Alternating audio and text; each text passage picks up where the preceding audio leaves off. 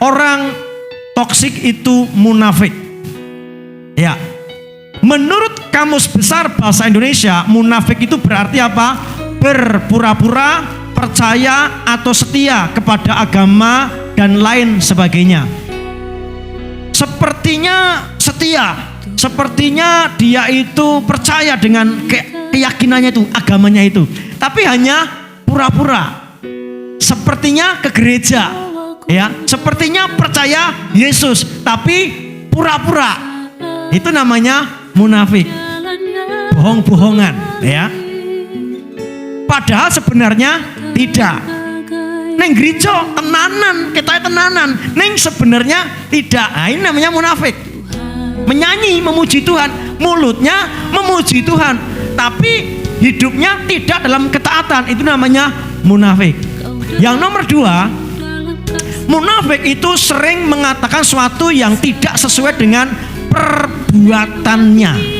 Jadi ngomong, berkata tidak sesuai dengan perbuatannya. Itu bukan namanya apa? Bohong. Ya, orang bohong itu adalah munafik. Yang nomor tiga, itu munafik itu bermuka dua. Mukanya dua. Tidak tahu satunya ditaruh mana. Tapi yang jelas mukanya dua, ya kan? Ketika berhadapan dengan si A, dia ngomongnya A. Tapi ketika berhadapan dengan si B, dia ngomongnya B. Itu namanya bermuka dua. Kenapa dia ngomong dengan A, ngomongnya A? Supaya dia dapat support, dukungan dari si A. Betul ya? Nah, dia ngomong dengan si B. Kenapa dia ngomong hal-hal yang B? Karena dia supaya dapat support dari B. Ini namanya bermuka dua. Jelas ya? Nah, sekarang kita akan melihat menurut Alkitab munafik itu berarti apa, ya? Yang pertama, menurut Alkitab munafik itu berarti luarnya bersih tapi dalamnya penuh kotoran. Nah, kita baca nggih, 1, 2, 3. Celakalah kamu hai ahli-ahli Taurat dan orang-orang Farisi. Hai kamu orang-orang munafik, sebab kamu sama seperti kuburan yang dilabur putih, yang sebelah luarnya memang bersih tampaknya, tetapi yang sebelah dalamnya penuh tulang belulang dan pelbagai jenis kotoran. Demikian jugalah kamu, di sebelah luar kamu tampaknya benar di mata orang, tetapi di sebelah dalam kamu penuh kemunafikan dan kedurjanaan. Bahasa Jawanya 1, 2, 3. Bilai kowe he para ahli Taurat lan wong Farisi, he wong lamis, sebab kowe iku padha kaya kuburan sing dilabur putih. Jabane pancen katon resik, nanging ing jerone kebak isi balung jerangkong lan rereget warna-warna. Munafik itu dalam bahasa Jawanya lamis, ya. Nah, Alkitab memberikan keterangan orang yang munafik itu luarnya bersih tapi dalamnya penuh dengan kotoran. Secara perkataan baik, secara pakaian baik, penampilan baik, tapi hanya di luar saja. Padahal hatinya nggak seperti itu. Omongannya, perkataannya tidak sesuai dengan hatinya, isi hatinya. Itu namanya munafik. Nah, mari kita menjadi orang yang hidup dalam kebenaran, bukan kemunafikan. Amin. Jadi menjadi orang Kristen itu bagus, kita rajin ke gereja, kita menunjukkan keaktifan dalam keagamaan, bagus. Pelayanan ini, pelayanan itu bagus. Tetapi jangan hanya di luarnya saja. Luarnya rohani, tapi dalamnya duniawi. Nah, ini namanya munafik. Pak Stephen mengatakan begini, jangan melakukan pelayanan rohani dengan cara duniawi. Artinya orang ini dia terjun dalam pelayanan rohani, kekristenan, kegiatan rohani, tapi cara-caranya itu duniawi. yang menggerakkan hatinya untuk melayani itu duniawi. Ini namanya munafik. Amin. Jadi mari kita luarnya bersih, dalamnya juga bersih, ya. Kalau dalamnya ngomong tempe, luarnya juga ngomong apa? Dele. Kalau dalamnya ngomong tempe, luarnya juga harus ngomong tempe. Jangan dalamnya ngomong tempe, luarnya ngomong dele. Ini namanya orang munafik, lamis. Amin. Walaupun terkadang ceplas-ceplos, kok ora rumongso nglarani wong. Ya bukan bermaksud nglarani wong. Nyatanya seperti itu gitu loh. Iya, bener kan? Lah terus mau ngomong apa? Terus mau ngomong dengan bahasa apa lagi? Maaf ya, kamu itu tadi sepertinya tidak baik deh, karena tadi kamu kok sepertinya kata-katamu nggak bagus. Nah, itu kan terus terang namanya, bener ya? Kata-kata apa lagi supaya dia nggak tersinggung? Lah memang dia seperti itu, bener nggak? Kalau dia tersinggung, yang salah siapa kira-kira? Dia toh. Saya sudah berusaha ngomong jujur loh, apa adanya loh. Oh lain cerita, oh gimana tadi Pak Wismo? Oh bagus, nggak apa-apa, bagus tadi kamu. Loh kenyataannya nggak bagus loh. Justru saya munafik loh. Amin Bapak Ibu. Nah ini maaf ini, saya orang Tulen, bapak saya Jawa, ibu saya Jawa. Inilah kelemahan orang Jawa. Kelemahan orang Jawa apa itu? Sungkan, pekewo. Padahal hatinya itu mau mengatakan kamu tuh nggak bener, tapi sampai di mulut ngomongnya apa? Ape. Gimana?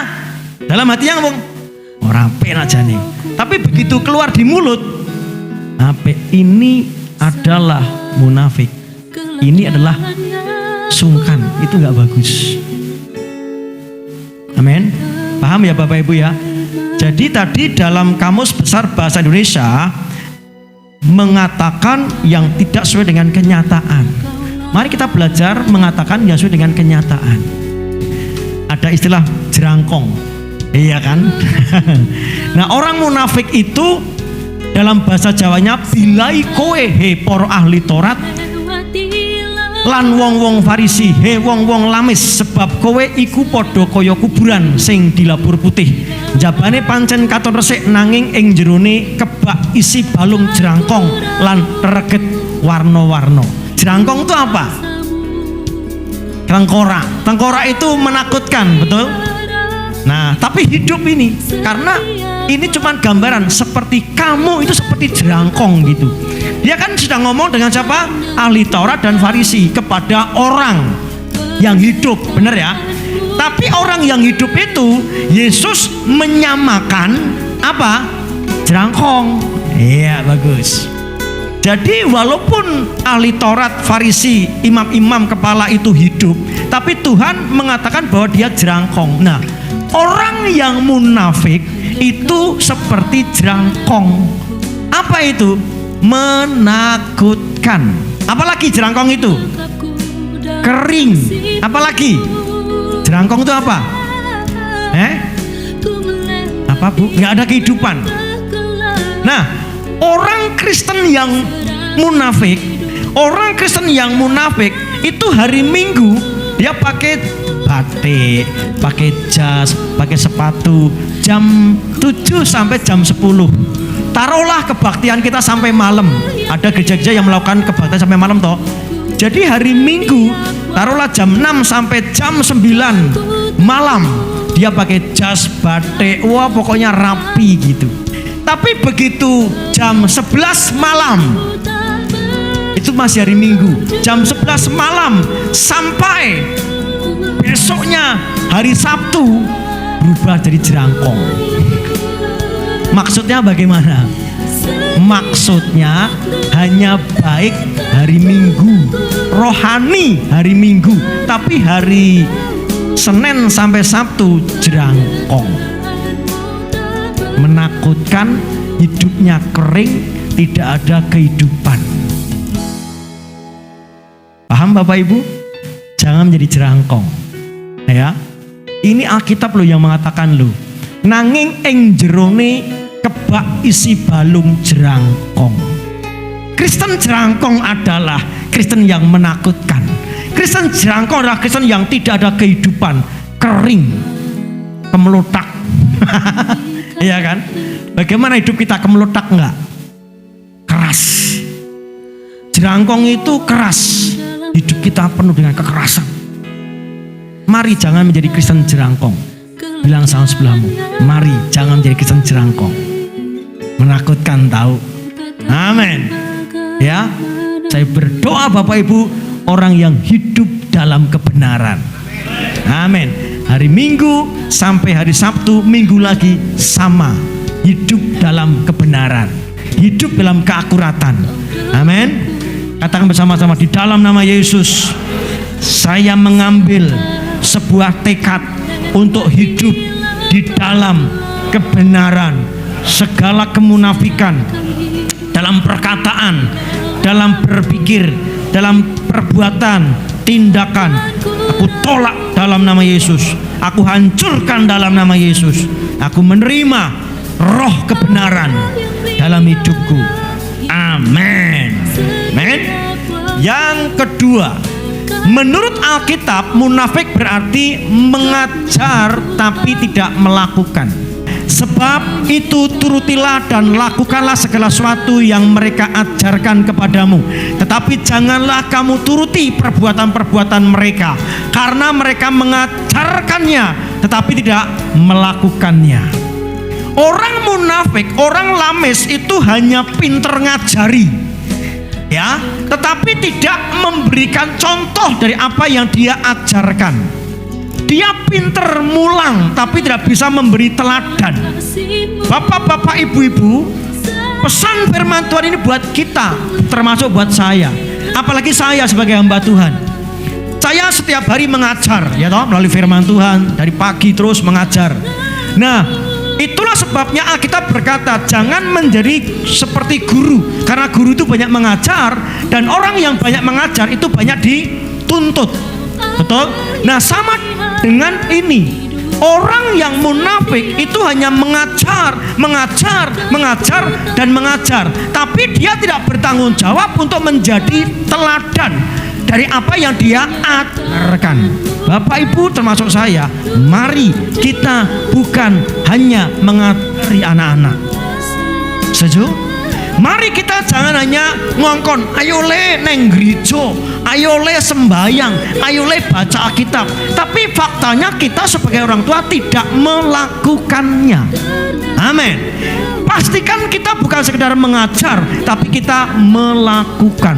Kalau kita hanya mengajar dan tidak melakukan, maka kita adalah orang-orang yang munafik. Amin. Pastikan kita tidak sekedar mengajar, tapi melakukan apa yang kita ajarkan.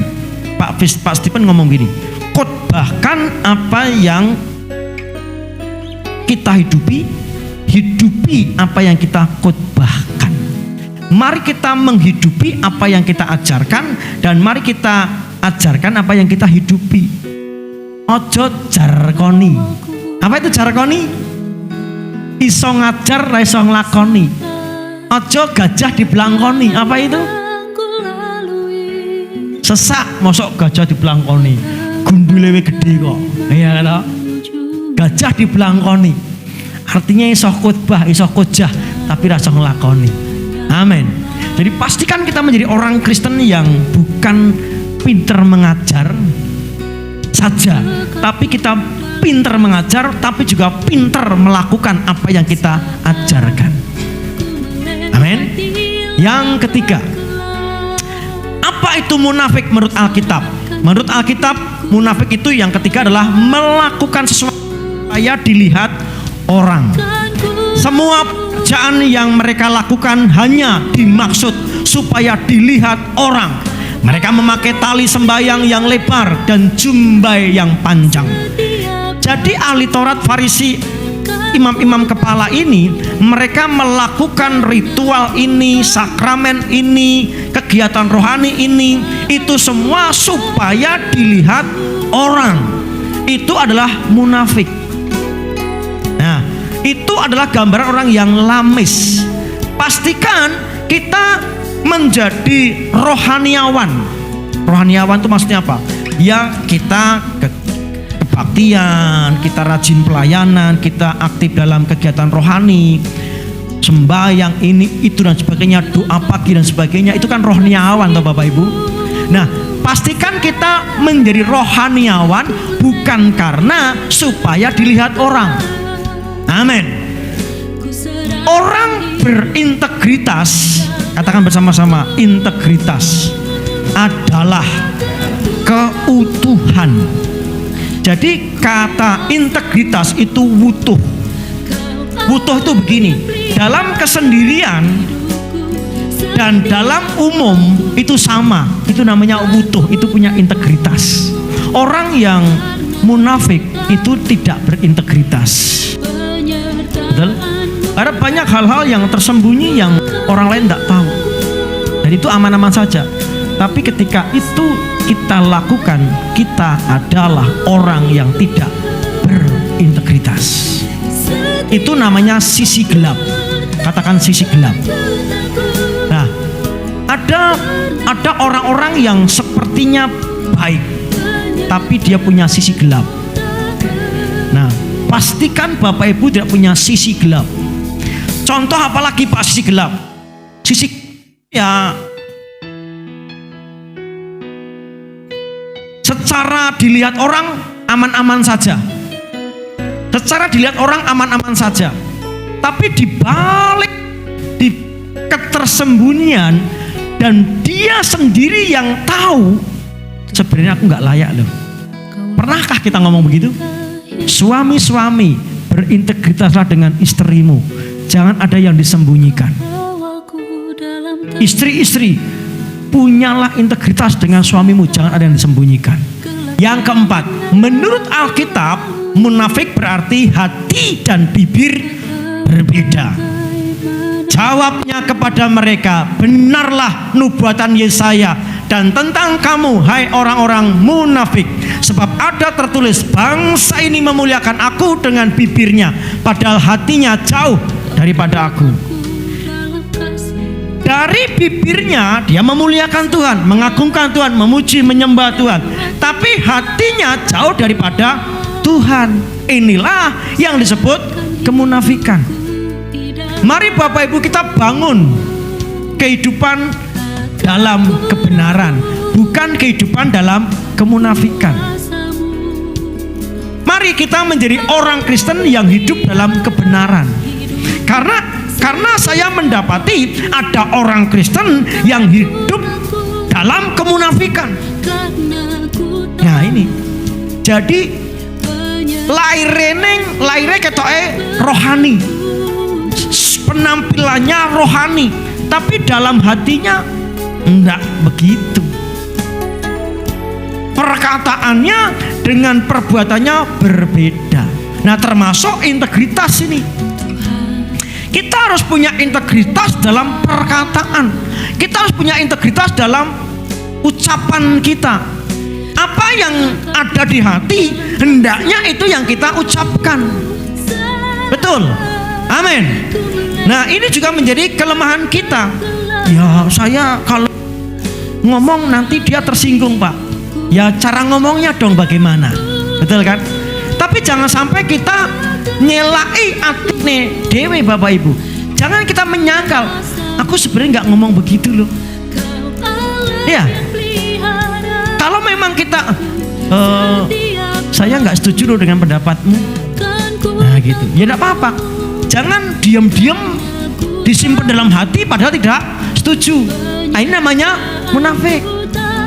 Mending dikatakan, maaf ya Mas, Bu, Saudara, saya nggak setuju begini-gini. Oh ya, terima kasih. Nah, itu kan enak, betul. Nah, budaya sungkanisme ini nggak bagus. Mari kita benahi Bapak Ibu, mari kita beresi perkataan dan hati kita harus sesuai. Ya, mari kita menjadi orang yang hidup dalam integritas dalam perkataan. Angkat tangan Bapak Ibu. Yuk kita doa bersama-sama. Dalam nama Yesus, saya mau memiliki integritas dalam perkataan. Ketika hati saya berkata A, maka mulut saya pun berkata A. Tuhan tolong saya supaya saya memiliki integritas dalam perkataan, sehingga hati saya sesuai dengan perkataan saya. Terima kasih Tuhan. Ampuni sekiranya semua kesalahan yang pernah aku lakukan dalam nama Yesus. Amin. Ya. Terakhir, menurut Alkitab, munafik itu melakukan yang satu, jangan melalaikan yang lain. Oh, mesti gini, melakukan yang satu tapi melalaikan yang lain. Celakalah kamu, hai ahli-ahli Taurat dan orang-orang Farisi, hai kamu orang-orang munafik, sebab 1/10 dari selasih, adas manis dan jintan kamu bayar, tetapi yang terpenting dalam hukum Taurat kamu abaikan, yaitu keadilan dan belas kasihan dan kesetiaan. Yang satu harus dilakukan dan yang lain jangan diabaikan. Munafik menurut Alkitab itu adalah melakukan satu ini, tapi sementara yang lain tidak dilakukan. Itu namanya hidup dalam kemunafikan. Jadi semua perintah dalam Alkitab itu tidak boleh tebang pilih. Katakan tebang pilih. Apa maksudnya tebang pilih? Ya kita pilih-pilih saja yang enak saja, yang baik saja buat kita, yang cocok buat kita. Tapi yang tidak cocok buat kita, saya tidak akan melakukannya. Itu namanya tebang pilih. Seluruh Alkitab harus, katakan harus, kita lakukan. Padahal semua firman Tuhan harus kita lakukan.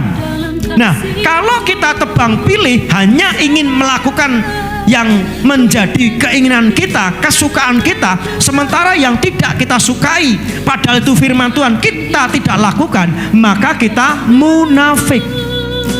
Kita hanya melakukan satu, tapi yang satu lagi tidak kita lakukan. Itulah sebabnya sering saya katakan, kita rajin ke gereja bagus, kita sedang menyucikan hari Sabat, betul kan? Sucikanlah hari Sabat. Tapi 10 perintah Tuhan tidak hanya sucikanlah hari Sabat, betul? Ada 9 yang lain. Contohnya apa? Jangan mencuri. Itu. Jadi jangan hanya hari Minggu ke gereja, tapi sementara kita, Bapak Ibu yang ngomong loh. Betul. Jangan satu dilakukan sementara yang lain diabaikan. Kalau di sini kan konteksnya memberi persepuluhan, bagus itu, dan memang itu perintah Tuhan. Tapi yang lain jangan ditinggalkan dong. Itu maksudnya. Sucikanlah hari Sabat. Ya, itu satu di antara 10 perintah Tuhan. Betul. Tapi ada perintah yang lain. Apa itu? Selain mencuri tadi, apa? Jangan membunuh. Ya, sementara kita hari Minggu kita ke gereja. Hari Minggu ke gereja, tapi kita membunuh. Kita membenci sesama kita, itu sudah membunuh. Setiap orang yang membenci saudaranya adalah seorang pembunuh manusia. Dan kamu tahu bahwa tidak ada seorang pembunuh yang tetap memiliki hidup yang kekal di dalam dirinya. Amin. Menurut Bapak Ibu, Taurat itu masih berlaku enggak? Yang 10 perintah Allah tadi loh, jangan mencuri, jangan membunuh, jangan mengingini sesuatu orang lain, itu masih berlaku enggak? Taurat masih berlaku. Nah, kedatangan Yesus itu menyempurnakan Taurat. Katakan, kedatangan Yesus menyempurnakan Taurat. Taurat hanya berkata membunuh. Benar? Hanya mengatakan apa?